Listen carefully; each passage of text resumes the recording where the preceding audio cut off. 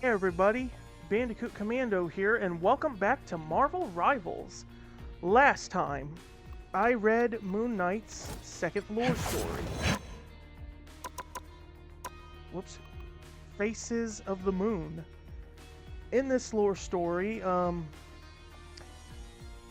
due to recent events, Mark decided to have a meeting with his other personalities, Stephen Grant and Jake Lockley, to talk about and discuss what has happened, what is going on, and what they should do.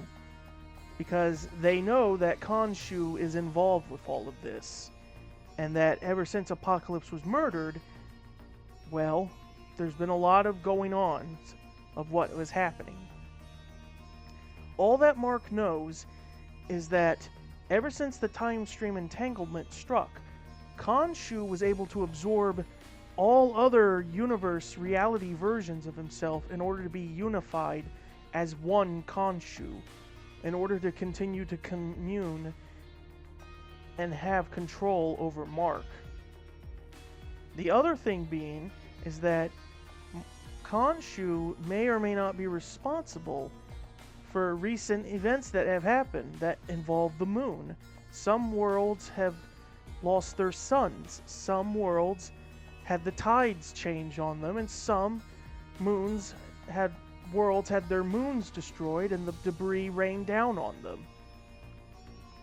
Mark and the others believe that Khonshu wants Apocalypse's faith harvesting engine in order to absorb the fate himself, in order to power himself up even more. Because at the same time, Khonshu is also weakening. But problem is, all of that faith within the faith harvesting engine has actually been corrupted. It contains all the faith of angry souls who have died and were swearing vengeance and hatred.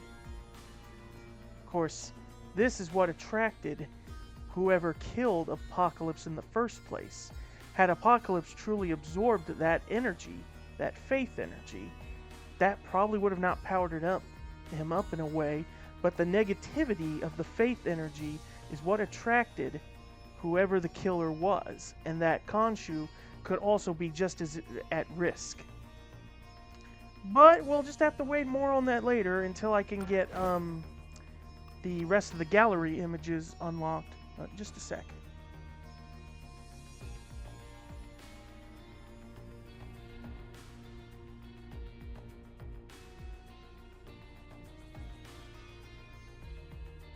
Anyway, so today we are going to read The Hood's lore story.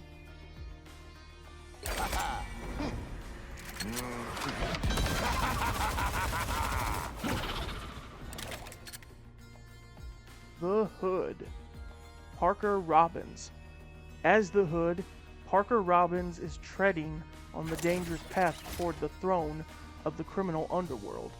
Cloaked in a cursed mantle, he devours the firepower of his foes, feeding his own dark might. When he transforms into his full demonic state, a torrent of dark magic sweeps over all who stand in his way. I only have one skin, and that would be his alternate colors here. Oblivion's Whisper. Gonna equip that. Yo, Big O, what is this? I look like I should be in a Miami nightclub. Well, at least the suit is dark. PR, Parker Robbins. Weirdly, can also be Puerto Rico because this version of Robbins is Puerto Rican. Parker Robbins' faith in superheroes died along with his world's Captain America, replaced by an appetite for power and the will to take it. After stealing an enchanted cloak from the vault, Parker tapped into its vast power to remake himself as the crime lord called the Hood. Never truly knowing if he's pulling the strings or if it's all part of Oblivion's plan, he was sent to Thebes to steal the Tablet of Death and Entropy. Despite cutting down Master Thief Gambit, the Hood lost his master's prize when Doom 2099 seized it from the shadows. Okay, so that slightly explains that one I- animation from Thebes where Doom comes in and takes the tablet. I'm pretty sure this is going to explain all that, so let us see. Carved in stone. As Parker Robbins gazed out over the endless sprawl of desert sand, he realized just how far he was from home and how much further he still had to go before he could return. Not long ago, the Hood was poised to expand his budding criminal empire from the streets of the Bronx into Manhattan, but he was forced to put his ambitions temporarily on hold when the powerful being who had granted him his powers gave him a new mission.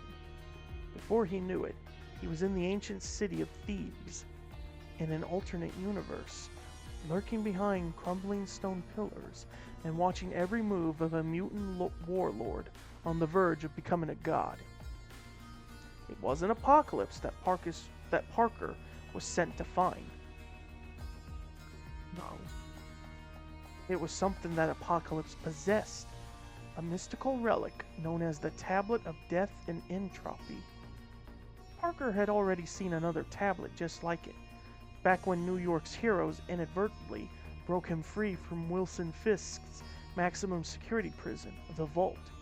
If this second artifact was as powerful as the Tablet of Life and Time, it was no wonder that his benefactor wanted it. Parker had waited patiently for days, watching from afar as Apocalypse and his followers prepared for some sort of arcane ritual.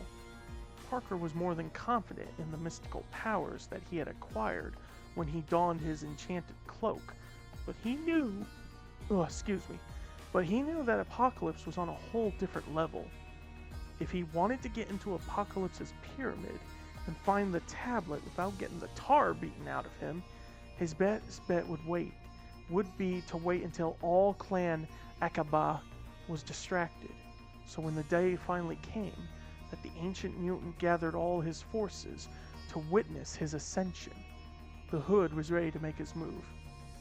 Knowing he had to act fast, Parker raced toward an entrance into the pyramid's grounds that had been left unguarded.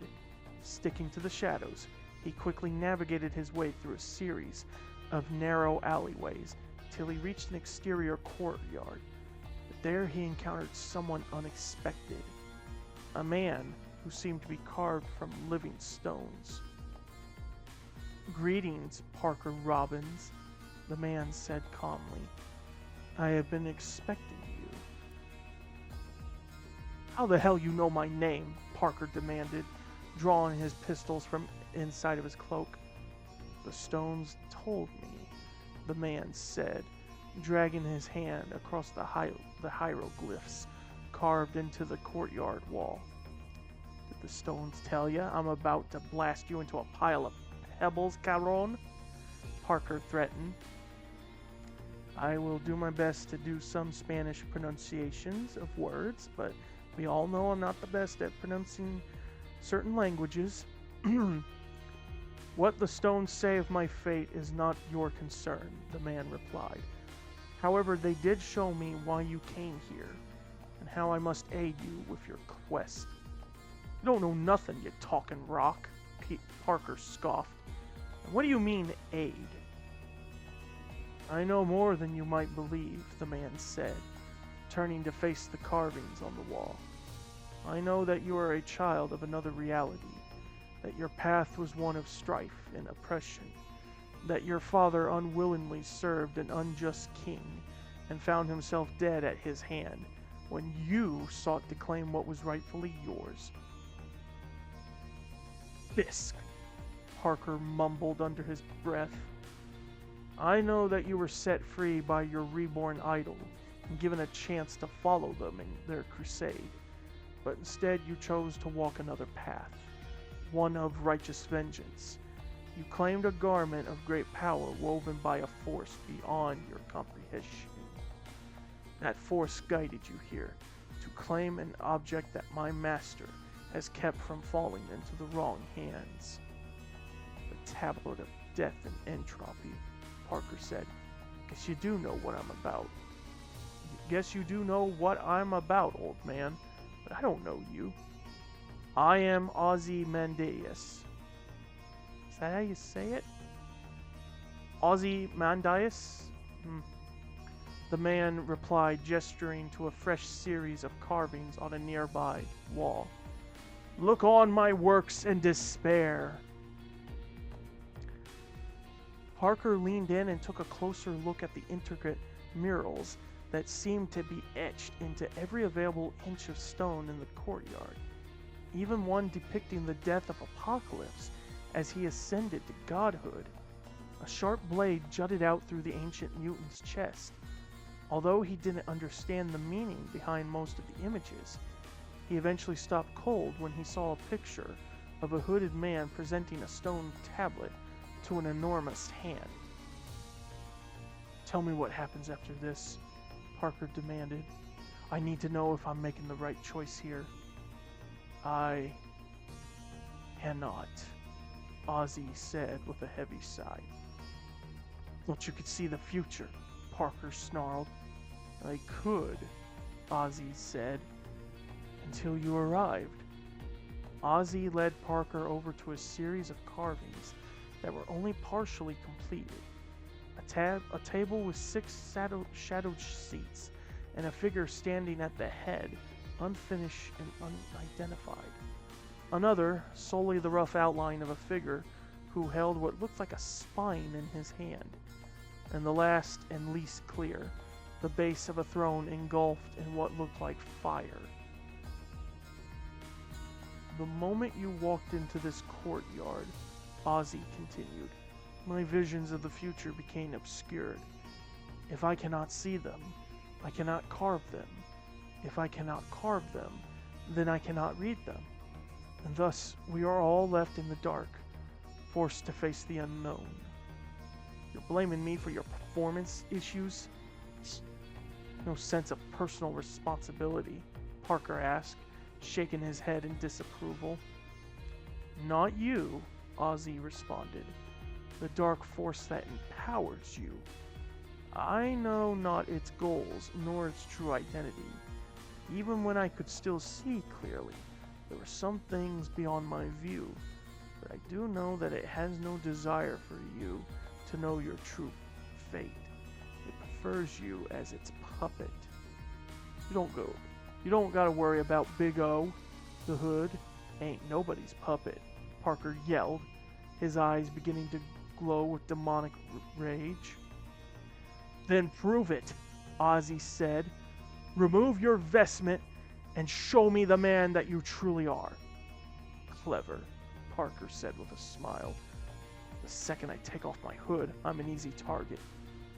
You already were, Ozzy said. Your master knew exactly what it was doing when it chose you. I chose them, Parker argued. I put this thing on of my own free will, and then I used it to carve out my place in the underworld to fill the void Fisk left behind. That was all me. Ain't nobody tell the Hood what to do. Then if that is the case, Ozzy said, then remind me, why are you here? The Hood lowered his head. Ozymandias wasn't wrong. Parker had dropped everything when the voice inside of his head had told him to come to Thebes and find the Tablet of Death and Entropy. It was almost as if he couldn't resist. Maybe he wasn't as in control as he tried to tell himself he was.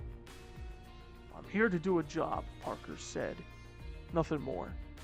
Just as your father once did for your fallen king, Ozzy asked.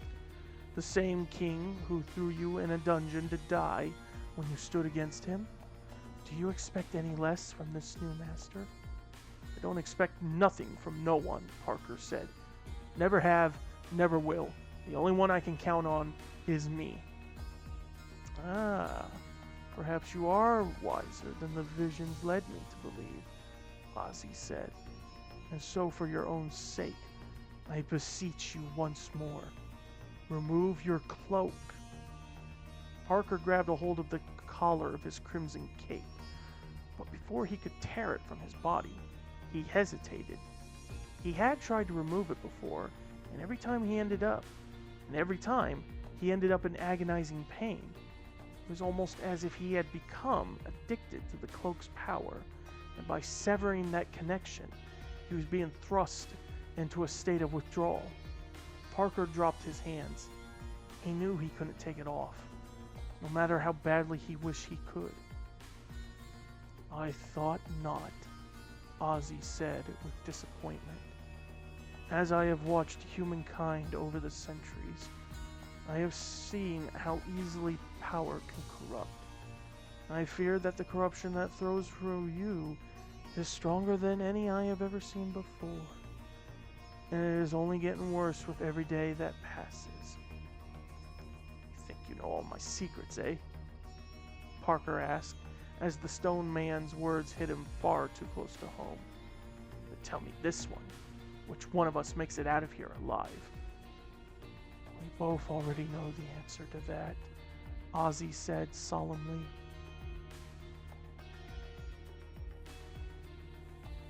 Before Ozzy could finish his words, Parker had already opened fire, unleashing a barrage of flaming bullets into the stone man's body.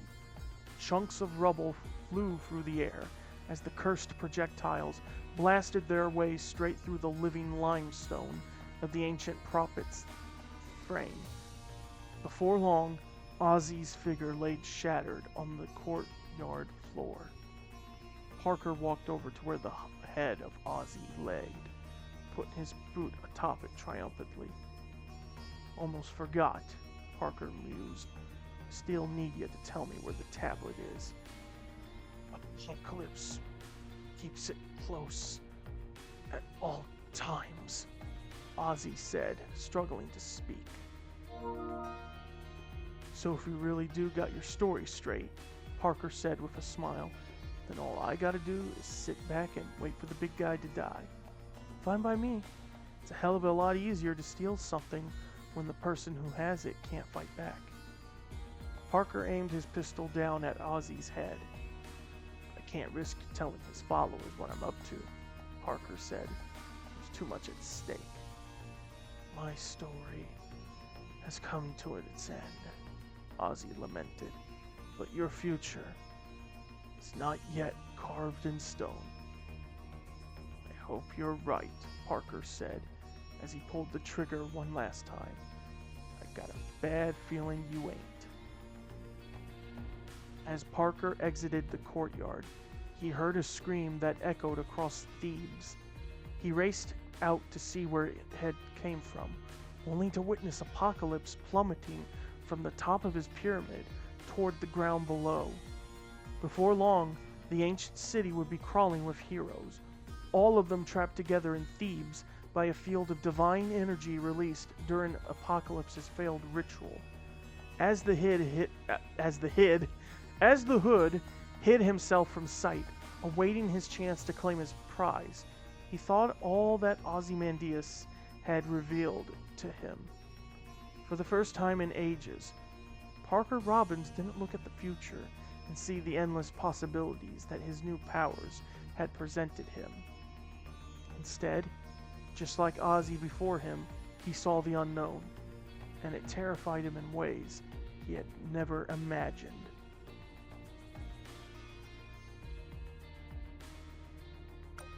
Alright then, that was Robin's lore story there. There's definitely going to be a lot to it, because as we know, at least in this game, the cloak that Robbins uses comes from Oblivion. Traditionally, it's in the comics at least, it's from Dormammu, but in the Ironheart show, it's from Mephisto. But here in this game, it's from Oblivion. To be fair, I think I like the idea of it coming from a cosmic entity more so than Mephisto or even Dormammu. It kind of works better that way. As for my thoughts on Parker Robbins, so obviously we learned who Parker was at the earliest back in back in season 7 when he was in prison and Cap shared a cell with him. We knew how the Hood, we knew he was coming. And even before Season 7, we knew the Hood was going to be added in the game because he did have data of him in the game since launch, I think. And there were a few heroes that even had voice lines that were related to him. Now, as for my overall thoughts on Parker and such, I mean, Parker is in the comics, Parker's dealt with different heroes here and there. Like, sometimes he is a bit of a hero-ish character, like more of an anti-hero, but he's more on a villain side. And he's really an example of basically similar to Spider-Man, and in fact, he and Parker, I say that with Spider-Man, Spidey and the Hood actually do have a dialogue interaction where Peter flat out tells Robbins that they're not so different, and that if Peter wanted to, he could have taken the path that Robbins did. He could have used his newfound powers to go down an evil route. It helps that, that is the case with Spider-Man. Peter's origin of, gaining his powers and everything, he really could have taken the villain route. He had a lot of reasons that he could, but he chose not to. Parker here, on the other hand, has a similar, he's similar. He came to acquire both a cloak and some boots that belonged to a demon entity, and that demon that was working for Dormammu. And with these new powers, he could have either went down the villain route, or he could have been a hero. But due to having the chip on his shoulder, much like Parker did, and with how rough his upbringing is, he felt that, he felt entitled. He felt entitled to that the world owes him, and that he took the villain route. It's very interesting when you can get certain villains like that, where certain heroes or villains where each one of them easily could have walked the opposite path, but they chose not to. They chose to walk the path of righteousness or the path of villainy. That's all I can just say for Robbins. But yeah, if there's one thing I can say, I have a feeling that cosmic entities are going to play part of the story for Marvel Rivals later. Like, Oblivion is involved right now. It won't be long until Death, Eternity, and Infinity might get involved. We'll have to wait and see. Well, that will do for... Oh, wait, hold on. We're actually not done. There's one more little thing I want to do. Two more little things. First, so now that Robbins has been added, some characters now have their team-up power-ups with him, but let's look at his in particular. Alright. Chaos Collision with Scarlet Witch. They're gonna find out how much chaos I can cause. For this one, which I've used, you gain a new, create an arcane zone that continuously damages enemies and applies stacking damage and healing reduction. Reactivate to teleport to the zone's center. When you have Wanda with you, if Wanda is on your team, it's enhanced. When teaming up with Wanda, after teleporting, unleash a magical shockwave, dealing one-time damage to nearby enemies while launching them towards the Hood. And then with Moon Knight, New Moon Shadow. If Khonshu wants to give me his blessing, I ain't gonna complain. With its base effect, enhance Abyssal Veil into Lunar Barrier that blocks projectiles. Upon breaking, it detonates, damaging enemies and applying damage and healing reduction. Enemies passing through will take damage and are briefly blinded. When Moon Knight is on the team, it's enhanced. When teaming up with Moon Knight, the Lunar Barrier has greater shield value. and the hood's attacks that pass through it gain a bounce effect. I believe what it means by bounce effect is that, well, let's see. Okay. Can we see... Yeah, can we see this? Khonshu's got me. Yeah, the bounce effect simply means that the attacks will ricochet to the nearest enemy if enemies are close together. So it is kind of handy. And then here in the store, under the accessories, we have this one. Madrecita. I hope I'm saying that right. This is basically his mother, though. I think Madrecita is either... I think it is Spanish for mother, or at least it's... I don't know if that's really her name, or if it's just like another term for mother. Here we go. For Parker Robbins, there's only one person in the entire world worth protecting. His bedridden mother. He threw on that red hood, tossed his morals out the window, and clawed his way to the top of the criminal underworld. He told himself it was all for his mother, to give her the best life possible.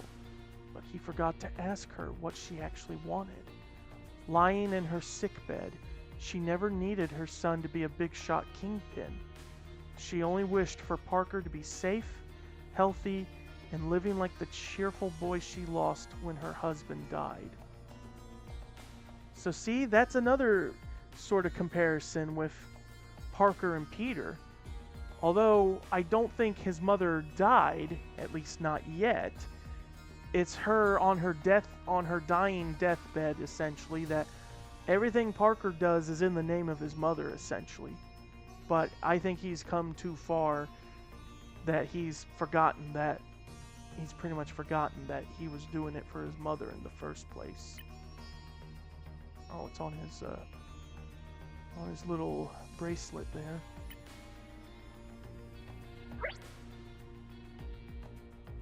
I have a feeling that if Parker were to get another accessory plush, it would probably be Oblivion himself, and I would feel his father would be another one. And that's just me guessing, though. Alrighty, now that is it. That will do for this episode of Marvel Rivals. So, join me next time. So here's the thing. I have the roadmap for the remainder of Season 9 here. Let me pull it up.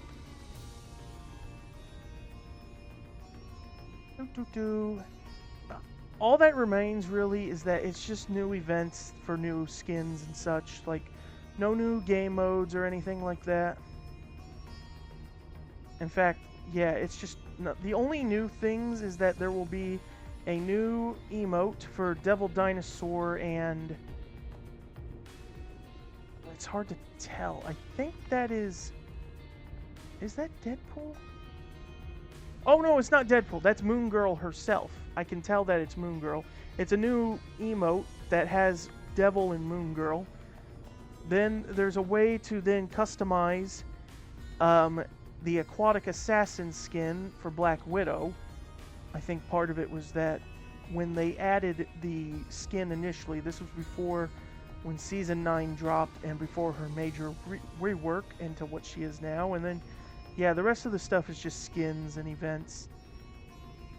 There will be one new skin on the 4th that is a collab costume that involves X-Men, Season 2 of X-Men 97. So who knows what that will be. The end of Season 9 will come on September 11th. September 11th. Oh, do we all remember that day? What day will that be on? It should be on it's on a Friday. So Season 10 will start on Friday. On September 11th. I may or may not be working on that day. I don't know. So, now, as for next time, the only thing I can say is, oh, wait a sec, hold on. Yeah, there's new achievements. Well, obviously because of Parker being added. get 3 KOs with a single use of Demon of the End, and then take down an enemy Doctor Strange. Sounds easy. Well, easy. So yeah, join me next time. The only thing that I'll be able to show and do next time is, the lore here, the gallery of Season 9, once I get the last 2 pages. It'll take me just a little bit, but once I get it, that is done. I might show off hard mode for Age of Ultron mode. I might. I don't know for sure. I really have no reason to go back to that game mode because I got everything I needed, and I'm not interested in any of the titles you can earn. But we'll just have to wait and see. Other than that, yeah, other than the gallery image stuff, it'll be a long while until you guys can, till you all see me again once we get to season 10. Alright, so that is it, and I will see you guys next time.